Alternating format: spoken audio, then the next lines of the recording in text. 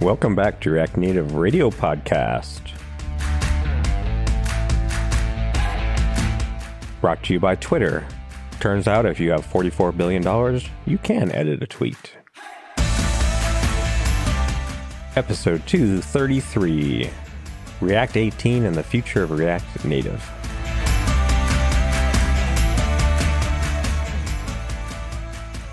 Hey Mazen, how much sleep did you get last night? Probably a total of 4 hours. Did you have someone interrupting your sleep, or what's the story there? So my wife and I have today 5-week-old, and it's safe to say his sleep is a roller coaster. And as much as I hate roller coasters, and I love my sleep, it's been a rough couple 5 weeks, but we're getting there. We're figuring him out, and I think he's figuring us out. I promise they do start to sleep eventually. Yeah, when is that? Well, Ellie's 3, so I'm still waiting. But yeah, thanks.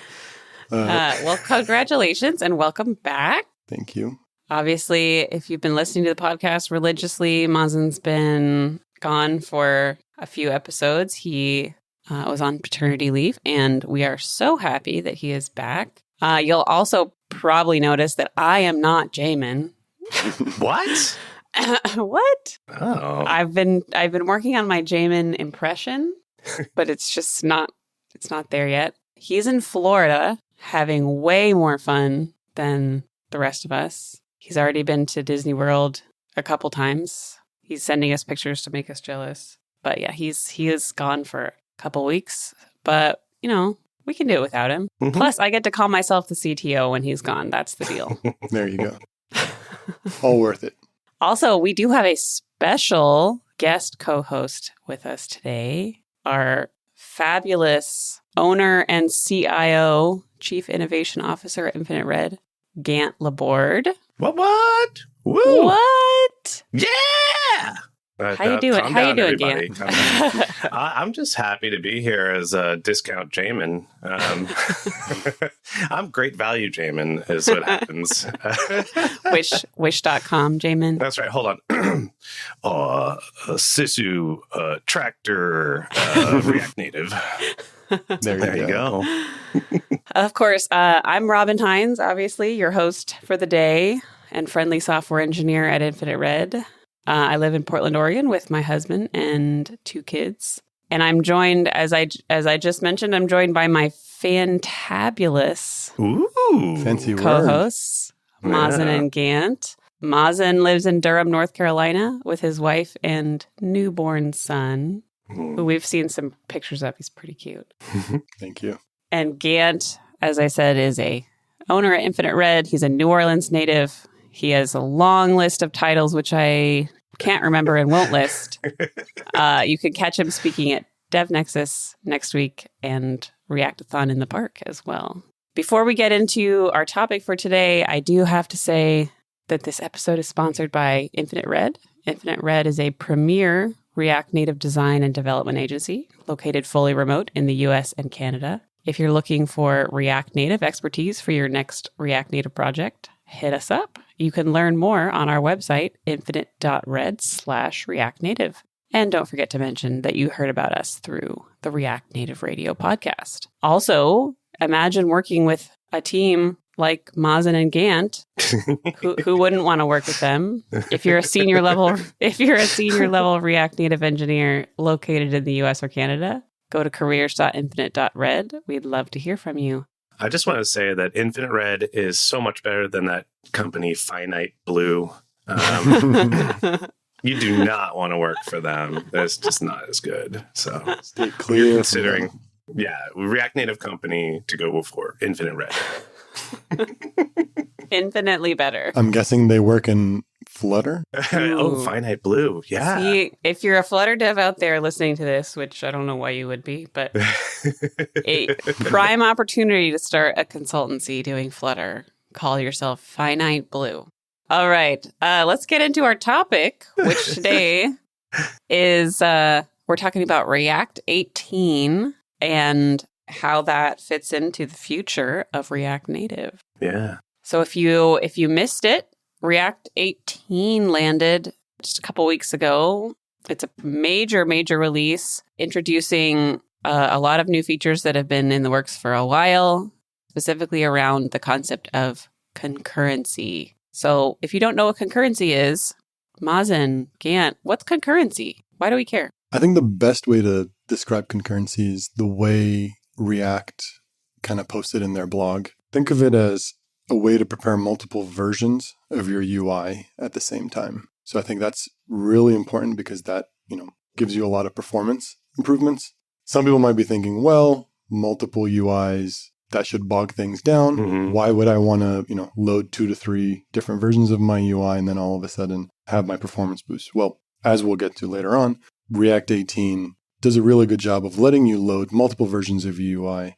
And that's valuable because it unlocks a lot of different abilities for you as a developer. We'll also talk about what they call priority queues and multiple buffering later, but just know that you can load multiple versions of your UI at the same time. Yeah. To me, you've always thought of React as synchronous. We look at it in a linear form. And when you're looking at something linearly and you have a very synchronous sort of structure to it, the best thing that's helped me kind of feel more comfortable is that, the benefits of asynchronous. You have the options for being able to be optimized. You have the options for when something else is interrupted or has to be interrupted or waited. You can choose a better path of action. I guess one way I would say it is like you wouldn't want to go down each maze and then just get all the way to the end before you can turn around and then go find another path. So in a certain sense here, for me, and it's not probably exactly the same, but just thinking of React 17 as a very synchronous sort of framework, and then think of 18 as more asynchronous. It's like if you're a developer and you have to run some like super long running script. Right. And there's all these memes and like comics and stuff about developers like running their tests and it takes like 45 minutes. So they're like working, quote unquote, and they don't have to do anything else. They're just like sitting at their desk with their feet up while this script runs.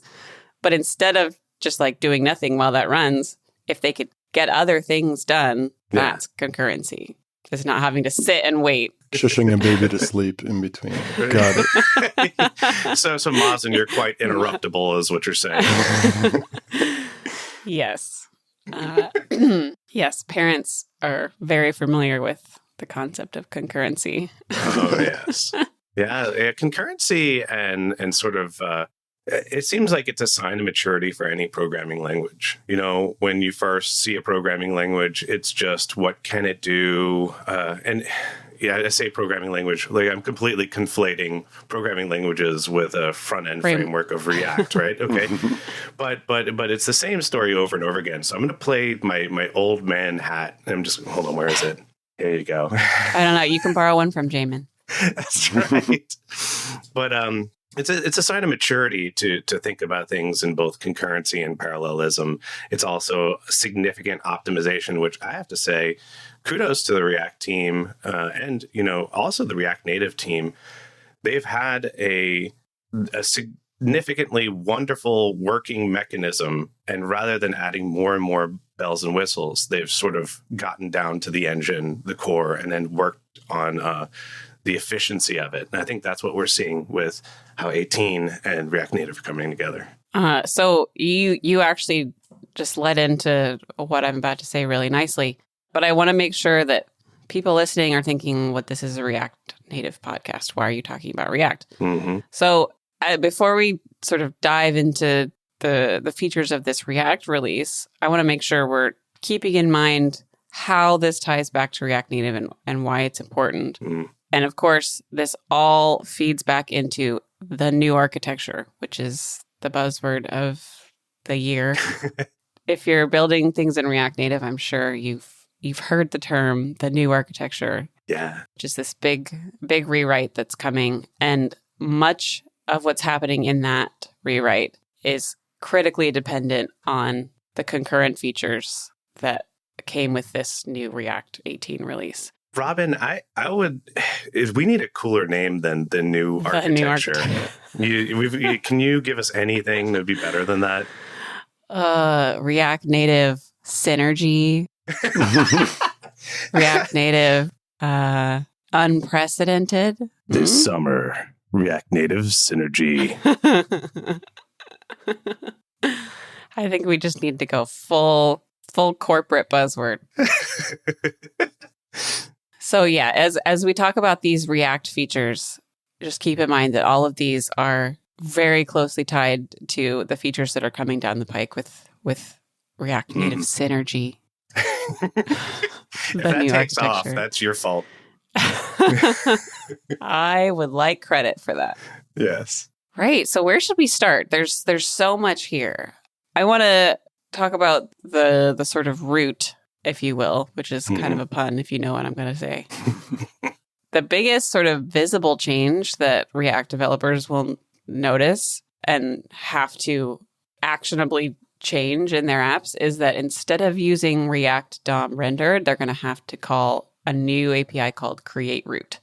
And this is significant because in React, the root is sort of the top level data structure that React tracks to re-render. In the legacy API, it was just sort of attached to a DOM node that the user couldn't see and didn't have access to. But now you're creating a root by calling this create root API. So you actually have access to the root and all of its concurrent features. Yeah, I like that. I like that a lot. React DOM render sort of imposes this idea that, will you please let this React code inside of your already existing website, and maybe that was great in 2013, but I think now, it's the core of what people are building their websites on. So It is the root. So we're not sort of like attaching ourselves to like, hey, can we sit here? No, it's like, no, we are the tree. Yes, I like that. We went from can I sit at the cool kids table? We are the cool kids table. Yes. So that's probably going to be the most visible breaking change for React users. I don't know if React Native users will see that so much, but and then one of the coolest and probably will be the most used feature coming with this release is automatic batching, which is really awesome. So what automatic batching means is if you have multiple state changes outside of a normal event handler like onClick or onPress. Before, if you had multiple state changes in like an async function or a timeout function or something like that, each one would cause a re-render. But now with concurrency, those will be batched. So if you have 3 state changes in a row, it just re-renders once, which is huge. That's game changing. That's really good. Because sometimes I think I've run into this in the past where, let's say, we're changing a flag and a count, similar to the documentation they have. Sometimes, we're checking the count. Let's say the count starts off as undefined, for example.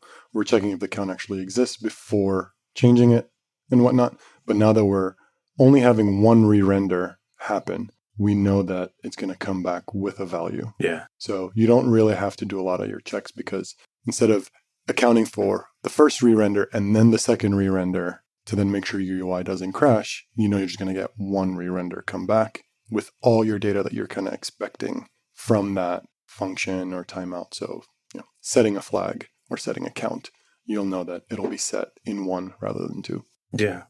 It's weird to me because it's one of those things that was a gotcha for React and React Native. You were wondering, and we all kind of got a little bit better as sort of like a re-render detective for a while. Like, why like is a Spidey sense for like, okay, this is going to have a lot of re-renders. Yeah, you would have to, you'd have to go figure out. You're like, this doesn't make sense.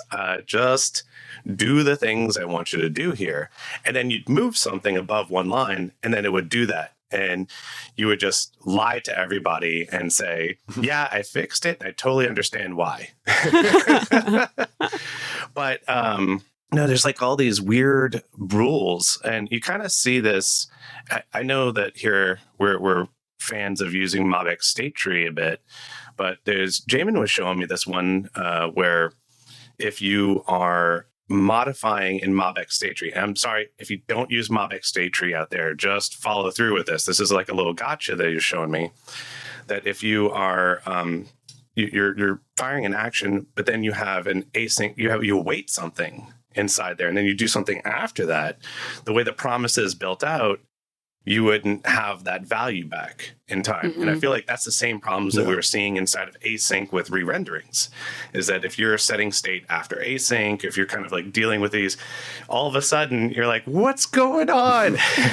And you had to know some magic secret that was like, okay, well, you have to know these are coming here. And I feel like people tripped over this constantly. The fact that the engine is going to, that the framework itself is going to fix that for you and batch these processes. This is like, whew. I don't know if I could keep up with those. It feels like a really nice natural progression after they introduced hooks, because I mean, now you're with use state, you're managing all your state in these little bits and pieces instead of one like huge state object. And so naturally, you're calling like you're updating state multiple times. And so that kind of introduced this problem. And now this is sort of the resolution. Like, okay, so now you can update your little pieces of state all in a row, and we'll make sure that you're only re-rendering once. Right. Because let's just face it, React is a glorified diffing and re-rendering engine, right? Deep down at the core. It's basically Git. Can we replace Git with React? Oh my goodness. That's all right, you just inspired $1 million somebody idea. That's their TED Talk.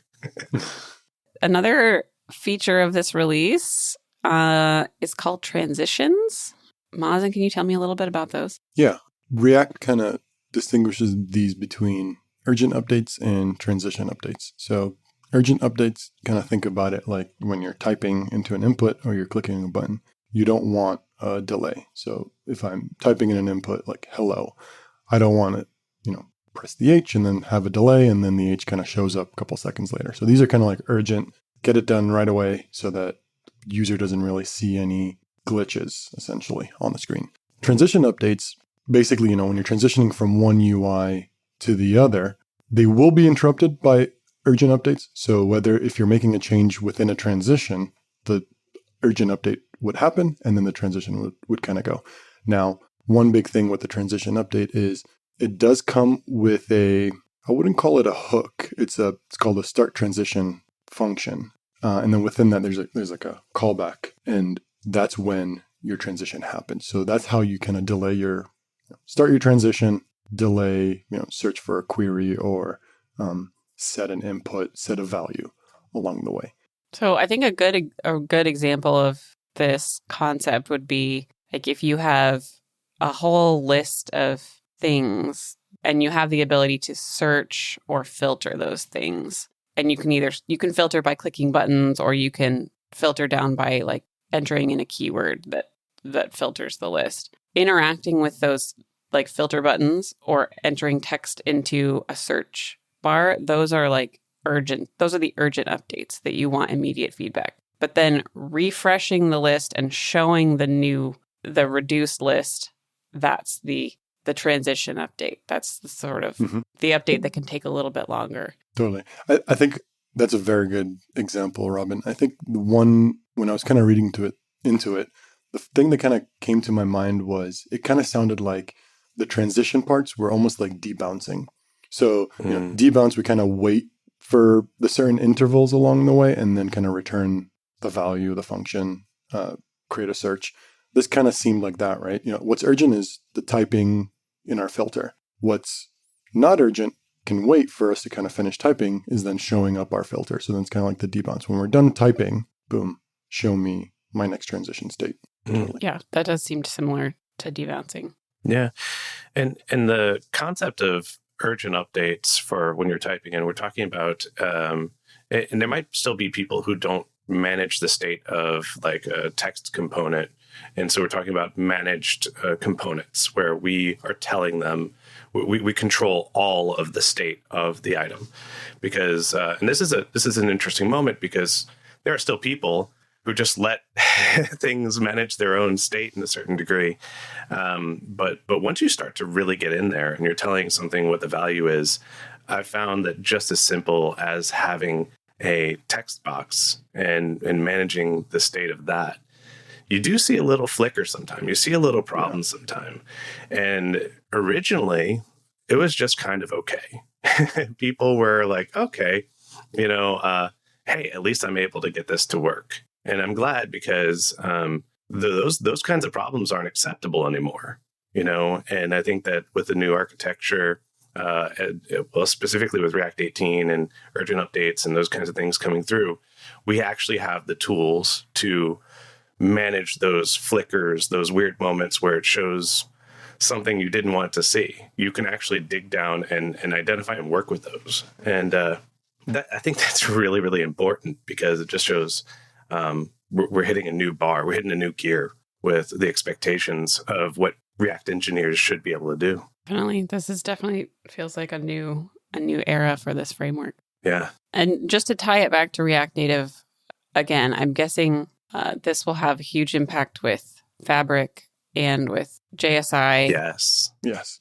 Which if you don't remember, JSI stands for JavaScript Interface. It's essentially what's going to replace the bridge. It's the new way of communicating between React Native and native that doesn't rely on these like JSON blobs going slowly back and forth over the bridge. So much, much quicker. And you mentioned Fabric. For Fabric, rendering integrates with React Suspense and all these concurrent features as well inside of React Native. Yep. And these will all, I'm sure, take advantage of these transition concepts, sort of concurrent UI batching. Let's move on to suspense features. Suspense is another word that you hear a lot. I know. Should we tell everybody what suspense is at this point? Or should we keep them in suspense?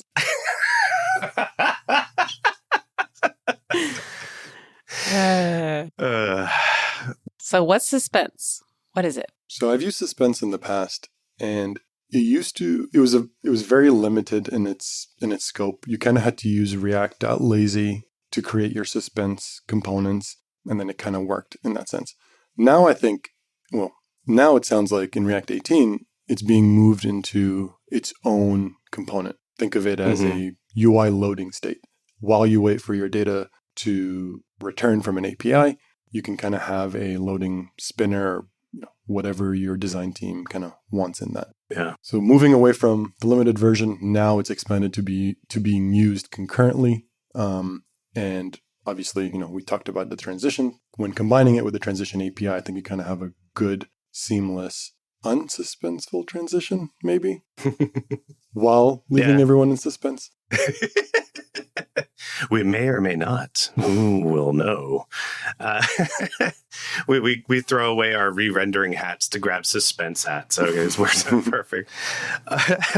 But the simplest one for me is that people used to wait for some kind of asynchronous thing to load, and then you would do this disgusting code that you'd have to explain to new people at JavaScript, where you would say that thing that loaded and the component that needs to actually consume it, which is so normal. Yeah. It's so became so now. normal, but it's not normal. It's one of those things that's like a language shock, just the concepts. What are you doing? Yeah, well, this has this thing that it needs, so it has to exist, and then I'll go ahead and deal with it. And you see this constantly in code. And then, of course, what you could do is go write a component that says, okay, give me what you want as a child element, and then give me what you want me to show them as a property. And then what I will do is I will switch them out for you. And we could all write that tomorrow, but unless that was actually tied into the framework, if that was actually tied into the benefits of what's coming through with React 18, it would just be that simple. We might as well just keep the and. And so to me, it's going to make it a lot cleaner to read code, componentize that logic, actually tie into the framework a little bit more. Hopefully, if anything, it actually keeps the code a little bit less suspenseful because you know what it's actually doing. I'm thinking I'm going to miss the and. Oh, yeah. You always miss here's the curse of being witty, right? You're often the only person who enjoyed it. Are you saying I'm witty, Gant? Or are you saying I'm not witty? I'm saying you're probably too smart and therefore witty, and I would not want to be the person who has to code with you. I don't want to be left behind. Awesome. So suspense, I think was sort of already in React 17 optionally, but now with React 18, you can also use it on the server. So if you're doing server rendering, you can now use suspense, which is really cool. And I think it also works with code splitting now. Yeah. So the idea is your server can render sort of placeholder HTML while continuing to load the rest of your actual HTML. So like the really slow parts of your UI won't block the rest of your UI from loading. Yeah. It's obviously very exciting for the React folks more so than I would say the React Native folks on this one. Yes, definitely. Because you see React is really working well with the back end sort of front end kind of coming together a little bit more. And then for React Native, we're more excited about. Yeah, we don't so much get the back end, front end. What is a server? What? Is that where I store some? Is that my Firestore or my AWS DynamoDB? Is that what's going on? There's a reason they call those serverless. Right. Yeah. We don't like servers here. If we could just store everything without it, it would be fantastic. But it definitely feels like we as React Native developers will be more inclined with Fabric, with the interoperability features that we've already kind of talked about. And this one is kind of like a neat, it's a neat thing. Oh, that's cool. We're happy for you. What else? Is there anything else worth mentioning? Looks like there's some new hooks. Mm-hmm. There's one that I kind of really like. It's use ID. It just generates a unique ID on the client and the server.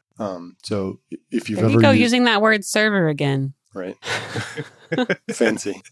I think in the past I used to use the package UUID to kind of get a random ID. So kind of, we now go, you don't have to have that package anymore, and you can kind of use this use ID hook. And it just kind of use, const ID equals use ID function. And I think easiest place that I've seen it used very frequently is accessibility APIs, where you need your unique IDs. Oh, nice.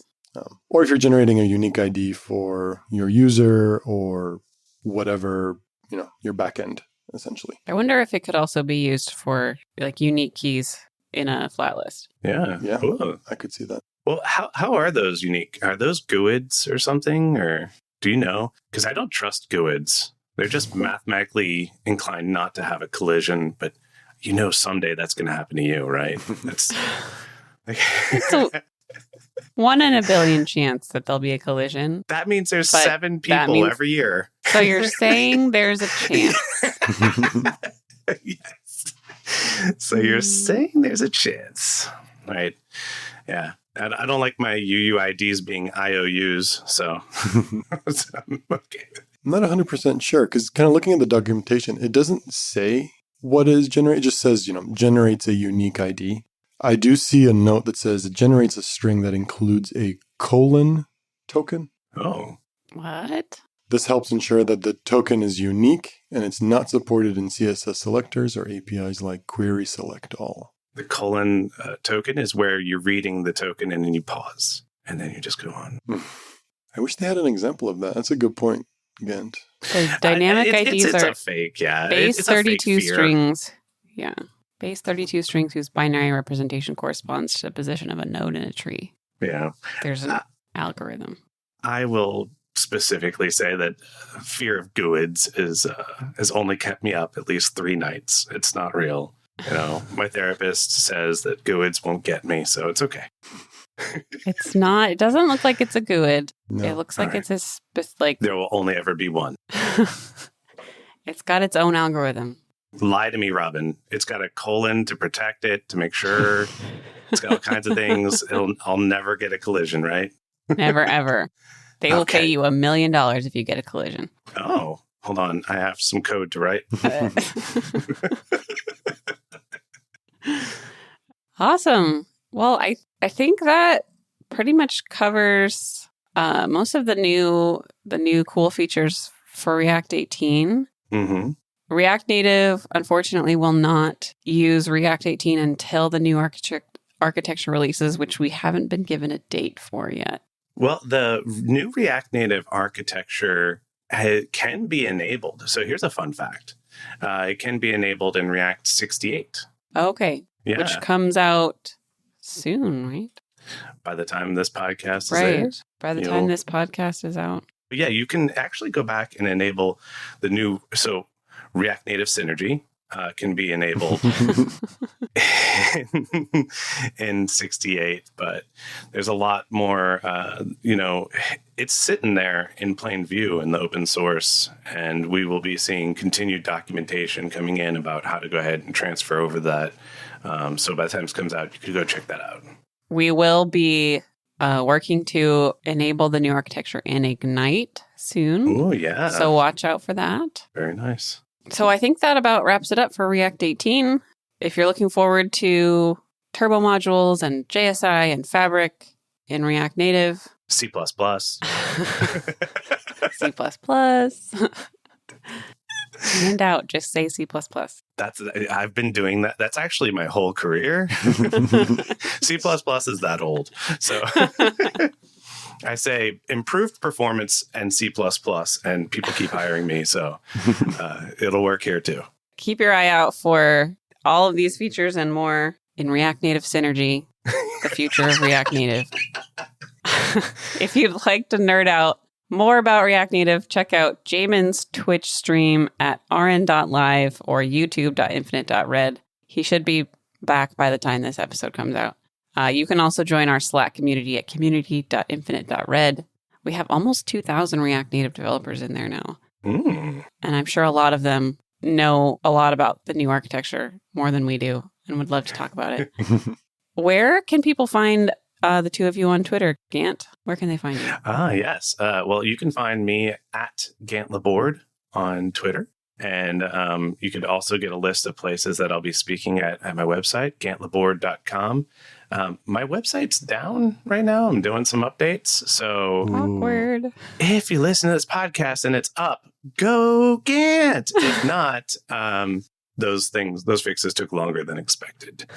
Are you telling me you didn't upload like a little under construction error page? His SSL certificate Yeah. expired.